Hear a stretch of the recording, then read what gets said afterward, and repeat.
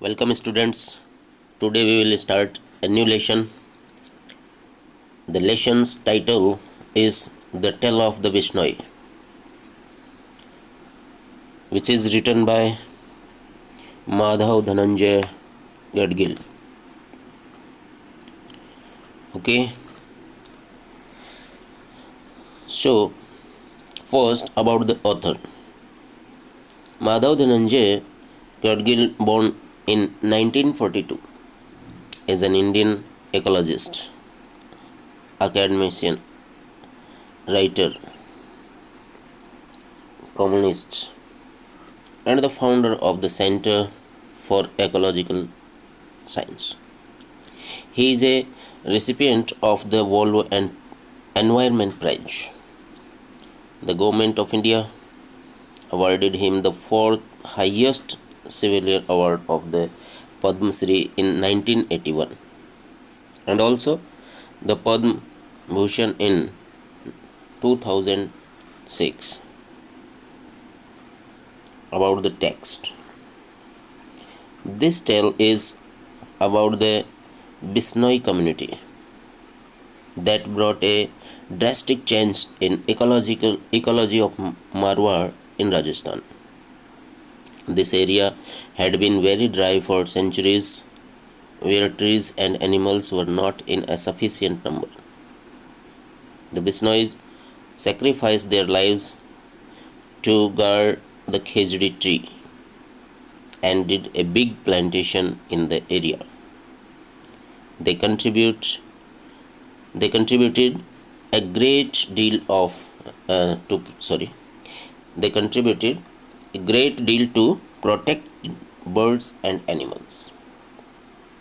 तो dear students, इस chapter में आप पढ़ पाएंगे एक कहानी जो बिश्नोई कम्युनिटी के बारे में है, जिन्होंने बहुत ही ड्रास्टिक चेंज मारवाड़ जो कि राजस्थान में ही है उसके पर्यावरण में लेकर के आए।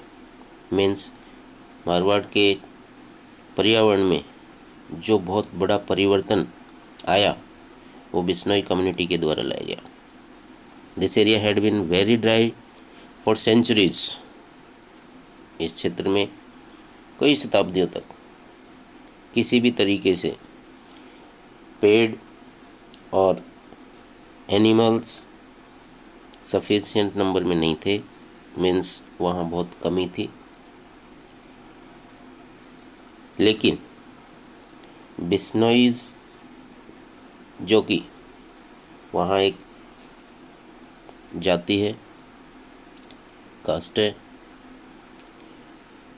उन्होंने अपने जीवन को दांव पर लगा करके भी और जीवन बलिदान करके भी खेजड़ी के जो वृक्ष थे वो प्लांटेशन किए उस एरिया में, उनकी देखभाल की और उनको बचाया। और ये जो कंट्रीब्यूशन था बहुत ही बड़ा कंट्रीब्यूशन था उनका, और इसी के कारण वहाँ आज वृक्ष भी हैं और एनिमल्स भी हैं, बर्ड्स भी हैं। उन सब को बचाने में बिश्नोइयों ने बहुत बड़ा योगदान दिया।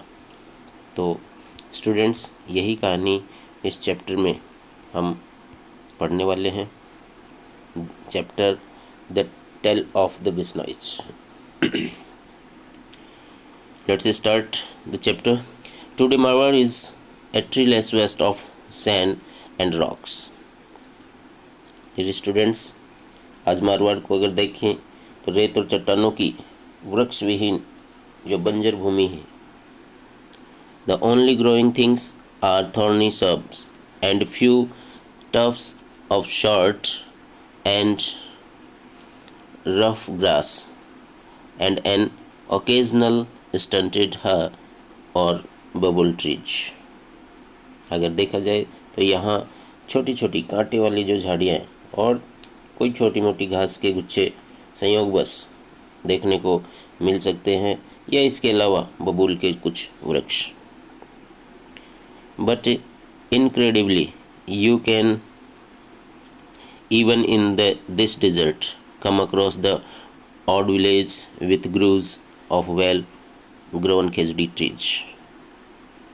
किंतु अविश्वसनीय रूप से अगर देखें तो इस रेगिस्तान में पूर्ण रूप से बढ़े हुए खेजड़ी के जो वृक्षों का कुंज या समूह कह सकते हैं वाला एकमात्र जो गांव मिल सकता है। और जो खेजड़ी ट्री है उसके बारे में अगर देखा जाए तो कल्पवृक्ष के नाम से जाना जाता है। This cousin of the bubble is the kalpvriksha, the tree that fulfills all wishes। Means ये जो वृक्ष है खेजड़ी, जिसको कल्प वृक्ष कहा जा सकता है, जो सभी की इच्छाओं की पूर्ति करता है। Its foliage nourishes goat, sheep, cattle and the camel। इसके जो पत्ते हैं उससे बकरियां, भेड़, मवेशी, ऊँट ये सब अपने चारे के रूप में उसको खाते हैं। A full grown camel can enjoy a midday siesta in the shade। और उसके जो छाया है उसमें भी एक जो पूरा फुल ग्रोवन जिसको हम बोल सकते हैं कैमल, वो भी उसकी छाया में दोपहर के समय बैठ कर के नींद की झपकी ले सकता है। And its foliage nourish goat, sheep, cattle and camel, and its pods can be made into delicious curry। And its thorns guard the farmer's fields against marauding animals। और उसके जो फलियां लगती हैं वो भी बहुत ही स्वादिष्ट होती हैं। उससे डिलीशियस कढ़ी यानी कि राजस्थान में जो कढ़ी बनाते हैं वो भी उसकी फलियों की बहुत स्वादिष्ट बनती है।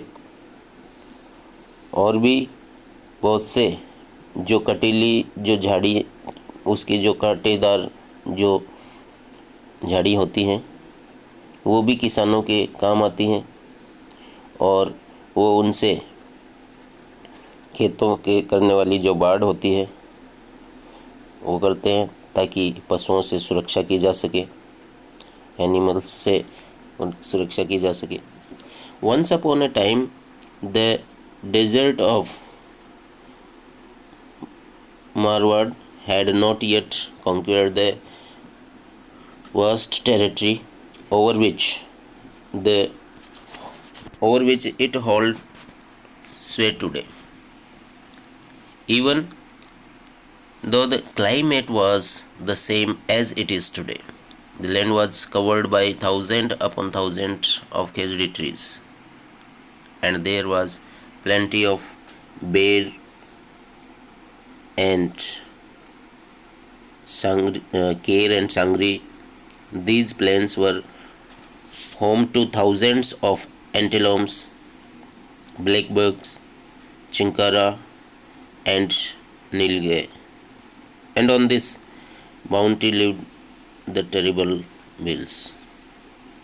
अगर देखा जाए तो once upon a time means किसी समय मारवाड़ का जो ये रेगिस्तान था इतने विशाल क्षेत्र में फैला हुआ नहीं था जितना कि आज इसके प्रभाव में जो क्षेत्र आ रहा है।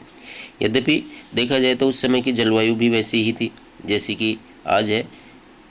हजारों खेजड़ी के जो वृक्षों से ढकी हुई थी, बेर, कैर और सांगरी के वृक्ष जो प्रचुर मात्रा में थे।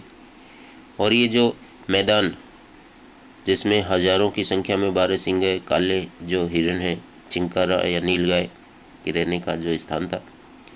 और इसी क्षेत्र में बहुत ही एक ऐसी जंगली जाति जो जिसको हम आदिवासी कह सकते हैं, तो इस तरीके की ट्राइबल भील यानी भील जाति के लोग भी इसमें रहते थे। About 3000 years ago, herds of cattle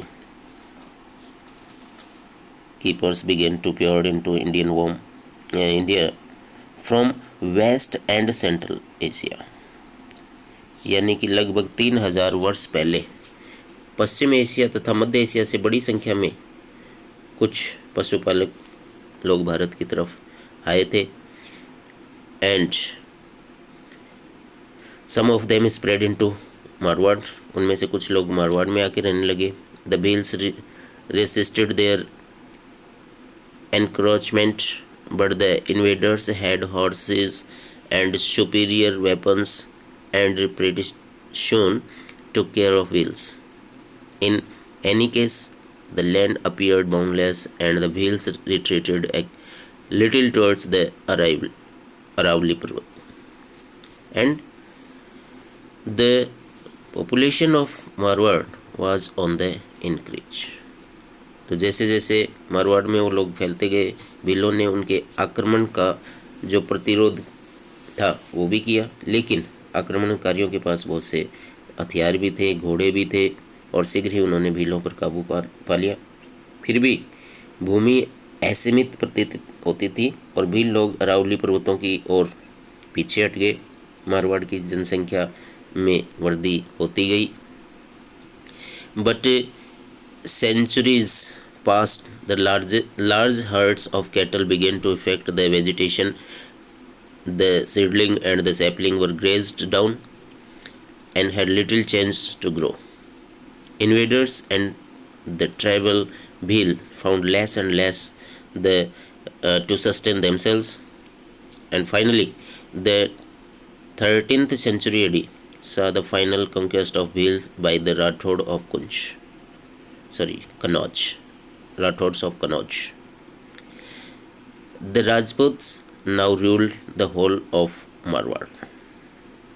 और फिर जैसे जैसे शताब्दी व्यतीत होती गई, पशुओं के जो बड़े समूह थे वनस्पति को प्रभावित करने लगे और वहाँ जो अंकुरित पौधे और छोटे पौधे थे वो पशुओं के द्वारा चर लिए गए और ऐसे में वहाँ वृक्षों की जो संख्या थी नगण्य हो गई। आक्रमणकारी जो थे और जो जनजाति भील थी उनको भी अपना अस्तित्व बनाए रखना कठिन प्रतीत होने लगा। तो इसलिए अंत में 13वीं शताब्दी ईसा के पश्चात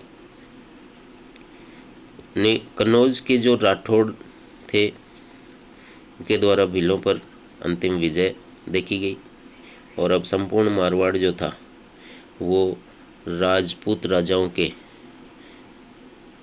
क्षेत्र में आ चुका था, यानी कि वहाँ राजपूत राजाओं का शासन हो चुका था। तो थैंक यू।